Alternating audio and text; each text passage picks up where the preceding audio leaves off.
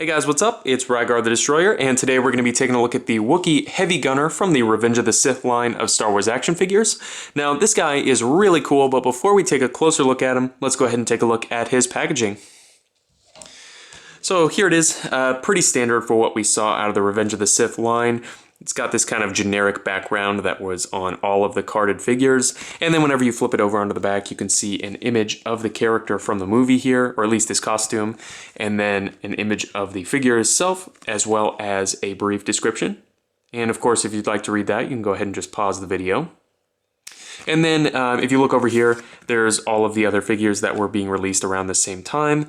Really nice selection, actually, but you know, nothing too interesting there. So let's go ahead and get back to the figure itself. Now this Wookiee stands at, let's see, 5 inches tall. So he's right in scale with all of your other 3 3/4 inch figures, although he is enormous, which makes him really cool. Makes him definitely stand out on the shelf whenever he's like, you know, a head taller than everybody else, which is pretty neat. And as far as accessories for this guy goes, there are a ton of them. We'll start off with this one here. He does come with this little grappling hook. The string on it is like 8 inches long. So, you know, unless you're like a child, you're probably not going to get a ton of fun out of this. And it's definitely not for me, so I'm going to go ahead and set that one aside. He does also come with 2 of these little thermal detonators. Now, these are cool. Obviously, these could be given to this figure or somebody else, which I definitely like. And they are well sculpted. They are supposed to have a little suction cup on them, but honestly, the plastic is so hard that they don't really work. Now, whether that is, you know, from the time that they spent in the package, you know, and aging over the years, it's hard to say, but they are definitely a cool accessory nevertheless. And then finally, he does come with his bowcaster.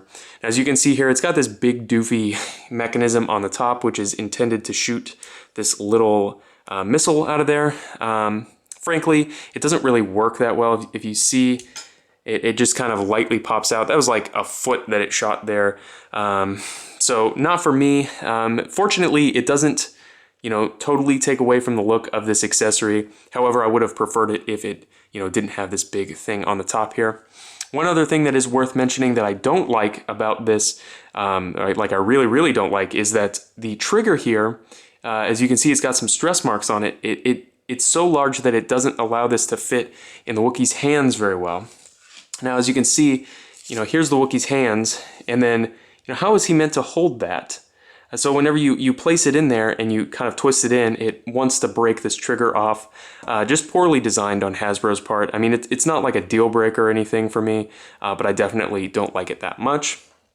As far as articulation on this figure goes, it's, you know, fairly well done for the time. He's got what feels like a ball peg in the head here. Not much range of motion out of it, obviously, because he's got all of these, like, beard, I don't know what you'd call that, all of his hair hanging down on his back, which kind of limits articulation. He does have ball hinge shoulders with an excellent range of motion. He's got swivel elbows.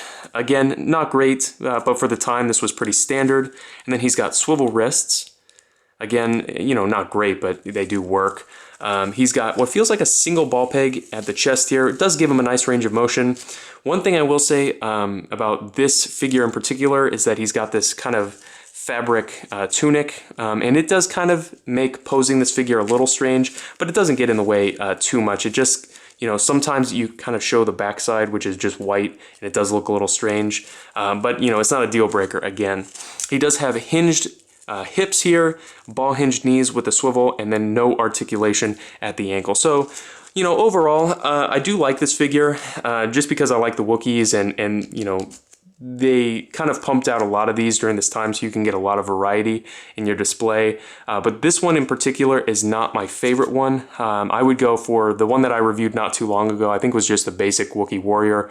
I definitely like that one better. So if you have any comments or questions, please leave them down in the comment section below, and I guess I'll see you later.